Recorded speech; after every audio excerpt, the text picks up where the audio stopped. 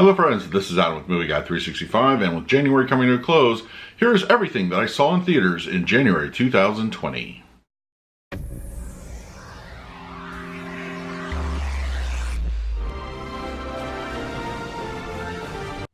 If you're new to the channel, please hit the like button, subscribe, hit that bell notification. I put out videos every single day. You can also find me over Twitter, Instagram, and Letterboxd at Movie Guy 365, as well as over at the Disney Magic Hour podcast. I will put a link for that in the description. Alright, so another month is over, and this is actually the first time I'll be doing this. Previously, I was doing individual reviews for all the movies that I would see in theaters. It's just, there's just a lot of timing and other life factors that makes that hard, especially when there's heavy flow, you know, as far as movies go. Like December and November are really heavy, and it's just timing, and I just can't get to everything, and I'd like to get things out when I can. So, and this channel does more or less focus on the physical media side of things. So I thought I would just do like one big video at the end of the month, talk about everything I saw at the theaters, give you my impressions, my scores, and we could talk about all that stuff in the comments. I'm going to go ahead and list chapter times up there for all the movies that I saw, so if you're just interested in my thoughts on one particular movie, you can skip ahead, find that one, and there we go. Okay, now this one's a little bit of a cheat, but I did want to include it because I do have some thoughts about it, and I really want to talk about it. And technically I saw it on New Year's Eve, so it came out in 2019 in the last couple of weeks, but I do really want to talk about it, and that's going to be Little Women. As far as like the source goes, I read the book a long time ago. It was a class assignment, and I did see the 1994 version with Winona Ryder. I was not a big fan either. Really, I mean, I know the story. I think we've seen it and played out in TV and movies, whatever, for years. And I wasn't a big fan of that movie either. I think it was too straightforward. You know, for somebody my age at that time, you know, I was roughly around 18, and I was just kind of bored. Didn't really like it that much. So I kind of just never really went back. But then as soon as I hear Greta Gerwig is doing a Little Women movie, and including the cast, you know, Saoirse Ronan, Florence Pugh, Emma Watson, because there's so many Emmas out there. You know, I was very interested in what they could do with it. So I actually really enjoyed this one. I had quite a bit. I am a big Florence Pugh fan. I think I've really kind of appreciated her ever since Midsummer, and of course Fighting with My Family. And I was very anxious, you know, I was very happy to see her performance here in the film. And I really appreciated the non-linear storytelling here. It was just kind of, it kind of jumped back and forth. At first it was a little confusing, you know, trying to get those timelines together, but really it became a non-issue. And it really didn't distract me that long, maybe only 10 minutes. I was trying to figure things out, but then if I were to go back and rewatch it, it would all click right away. But I think it was really good. I think the direction was awesome. I would agree that Greta Gerwig probably deserved a nomination at least for director on this one. Who knows what? I mean, the Oscars are what they are, so just whatever. But I really enjoyed the film. I think I would go back to it. I really would. It's just a lot of fun, and it's just pretty much just, you know, just a good time at the theater. So I'm going to go ahead and give that one an A-. I think the cast really put it over for me. The direction, I think the way they kind of, did the non-linear storytelling really saved it. I think that was the big saving grace. And I find myself probably going back to this one. It's a very pleasant movie, and I enjoyed it quite a bit. All right, so let's jump on over to The Grudge. So I'm a really big fan of the mythology of, you know, the Japanese horror films, The Grudge, The Ring, you know, just, I don't know, I have a soft spot for it. I like a good, you know, just Grudge movie. And I did enjoy the initial one with Sarah Michelle Gellar. And I thought that was good. I thought that it's still kind of underappreciated. I like that what they did with that. And of course, go back to the horror films over in Japan. And I even liked, you know, just the Versus version they did over there. You know, it was a lot of fun. It was fun, like, you know, The Ring versus The Grudge. It's silly, it's dumb, but it's still like, I enjoy that stuff. And I think inherently what makes those films good is they don't necessarily take themselves seriously. And I think that's really the key component that was missing here with this reboot. I'll be honest, I was bored. Like, really, The Grudge just didn't... I appreciated what they were trying to do, but I think they just didn't make it interesting enough. I don't feel that they really you know, they were focusing too much on the people that just kind of didn't matter. You didn't really enjoy, you know, why they were on screen. I think they could have done more. I've seen performances from these actors doing other things and they've been great. I think it's just, overall, everybody seemed like they were kind of phoning it in to a degree. I would say that the design of the spirit was probably the only redeeming grace for this one. But it was used so sparingly, and I think it was to a point where it was used too sparingly. It kind of just, it focused way too much on the human drama. Oh, let's do a creepy slow walk to the house. That went on way too much. And they did have some jump scares that were fairly predictable. It just wasn't a fun movie. I go to these movies to have fun, you know, and when I go to the horror films. And when you don't have fun in them, it's just, you know, I really just, it's kind of a bummer. I didn't really enjoy it at all. So I'm going to go ahead and give The Grudge a D-. I think the only thing that saved it, honestly, was anytime the spirit was on screen, it was cool, but it still ultimately was kind of a dull movie. It just wasn't entertaining. I was bored. So yeah, unfortunately, The Grudge just didn't really do it for me. So D- in that. Underwater was the kind of movie that I went in expecting to hate. I am not a Kristen Stewart fan at all. Well, all right, let me backtrack that a little bit. It's not that I'm not a fan, but I just don't like anything she's in, really. There's a few exceptions. If you haven't seen Personal Shopper, it's currently available over on Criterion. Do yourself a favor. It's worth seeing. It's a good movie, and it has a lot going on. And I like those kind of movies with her. But, you know, you have movies like Charlie's Angels, and just... she just doesn't look like she's having a good time when she's doing her movies. I know there's jokes about that and everything, but you got to kind of be likable a little bit. And I just don't feel she's overly likable. And I was very surprised. You know, it's not so much that she was the main focus of Underwater, because she was, but it felt more of like a group ensemble. The opening begins with her, and it does kind of, you know, more focus on her, but I would say that once, like, there's a bunch of people that group up with whatever the disaster is, I won't spoil, of course, but that there's just like a little bit more of kind of a group thing and a dynamic that way. So I would say, you know, her scenes by herself are pretty minimal, and they mostly happen towards, you know, the beginning and to a degree the climax. But I would say that the movie I appreciate because it just kind of got right down to business. It didn't really bog itself down with a bunch of like backstory, and sometimes that's a good thing, sometimes that's a bad thing. I think for a movie like Underwater, it's more or less a good thing. What we needed was from the way the characters portrayed themselves on screen. I think that was enough to a point. I maybe would have thrown maybe 10 more minutes into this movie, just to even the pace out a little bit more, you know, give it a little bit of time to breathe. But I liked it. It wasn't clearly a Alien ripoff. It did have like elements of that, but that's not what it was. It was more of just like, it felt more like a survival movie than it was kind of like anything going on with creatures. Now there are moments, and once again, those are relegated to climax scenes where that becomes kind of that kind of movie. But I think the journey is less about that, more just about survivability. And I liked it. I liked it a lot. I'm really hoping we get a 4K edition of that pretty soon. I would buy that in a heartbeat. And I think, you know, just overall, it was fun. I had a good time at the movies. I really enjoyed this one quite a bit. I think it's worth checking out if you haven't had the chance. I don't think it's still in theaters, honestly. So wait for it to come out on either digital or disc. Pick yourself up a copy. I would recommend that one. So I'm going to give Underwater a B. I think it's a good movie. It's a lot of fun. It's brisk paced.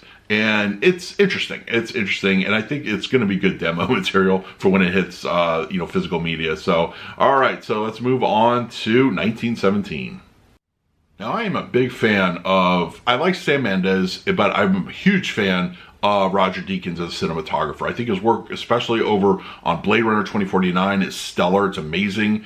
And what he and the director were able to do with 1917 alone gives us a very high score, in my opinion. The story is more or less basic. It is nothing that's you're going to be, you know, surprised that they haven't done this before or anything like that. And the characters are good, but I feel that overall, just the way it was shot, and it was just a big illustration across the screen for, you know, almost 2 hours. that it's a beautiful looking movie. It really is. I think cinematography is a lock for the Oscars this year. But yeah, 1917, I really enjoyed it quite a bit. I like the fact that they did take unknown actors, well, not unknown, but very lesser known actors, and made them the focus of the film. I think that was a wise move. Sometimes that does work to its benefit, and I think in this case it kind of did. But yeah, it was a good movie. It was very intense. There was a lot going on. It wasn't... I had a friend of mine, my actual co-host Pete over on the Disney Magic Hour podcast, was making an observation that when something happens or semi-early into the movie, it kind of takes away the anticipation. It takes away any kind of just dread or something like that, because you know like it's going to work out one way versus another. I kind of saw what he was saying about that, but I think for me, it still was more about the journey than it was about like, oh, this thing happened, so now like we can all rest easy.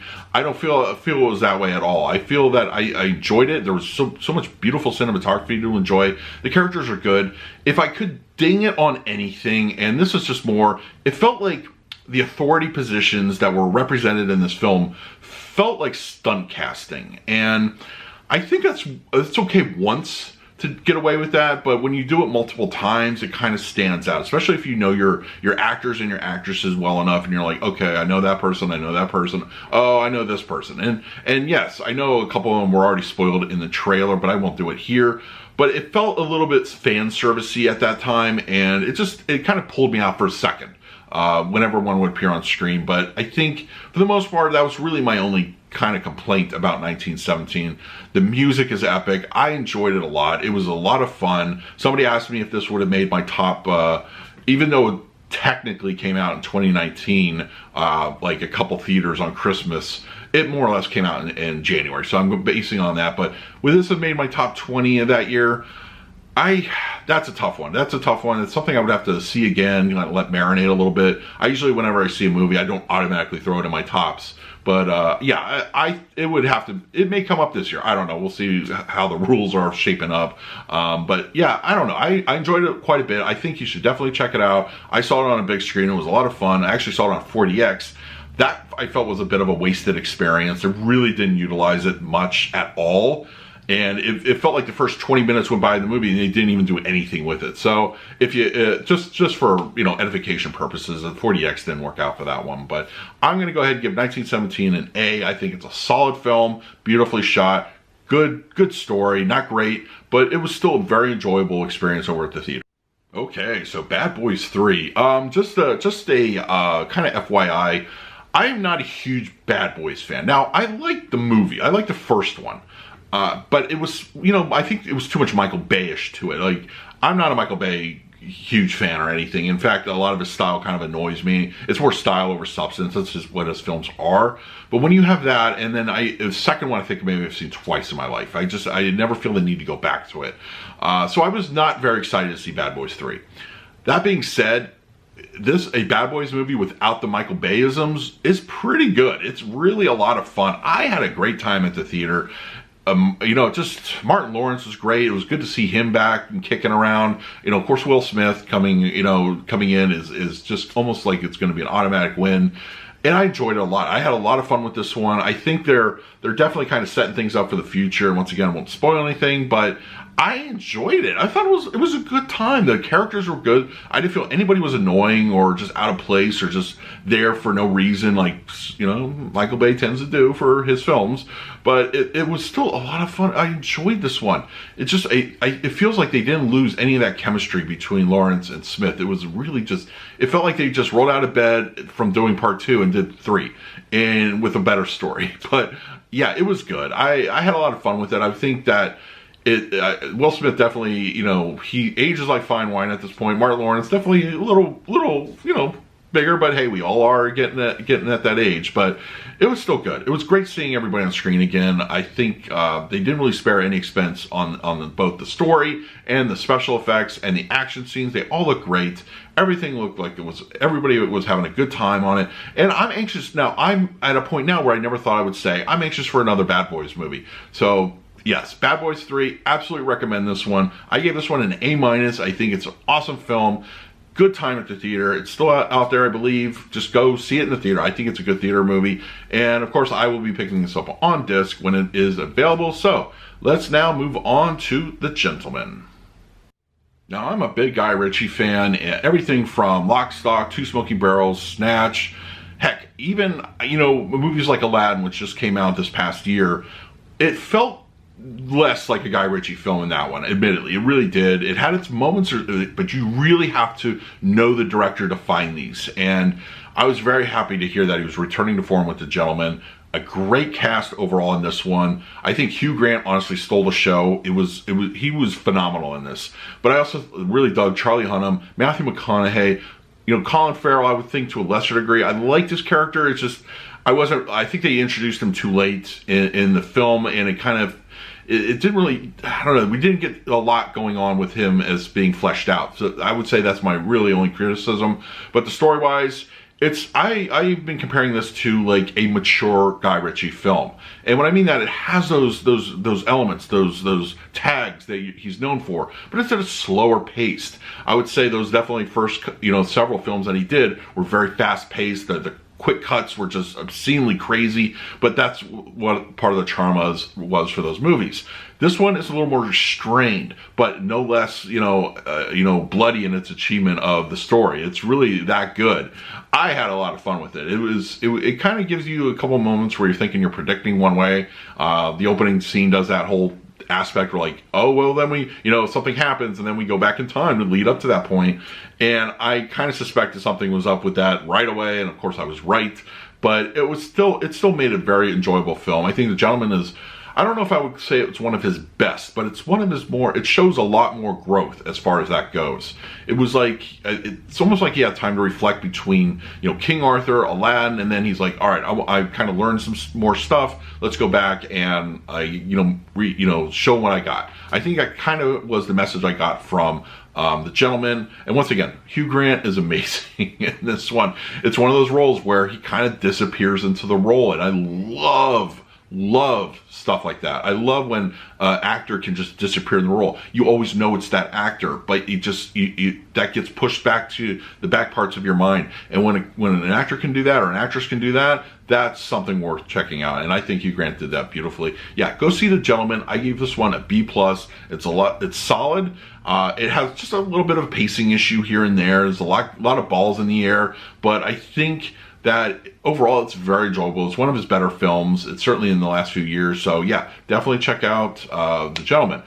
Okay, so that is going to do it for my reviews. I decided not to go see The Turning. I may catch that one down the line. I just, at a certain point, you kind of get a bad feeling about a film, and it's just one of those things, but I can't get myself to go see it. Honestly, there's too much good cinema out there, and I don't want to really start the year with something that's potentially going to be horrible. I will eventually see it, though, but I really couldn't bring myself. But yeah, that's it for everything for January. Let me know in the comments below, what did you see in this month?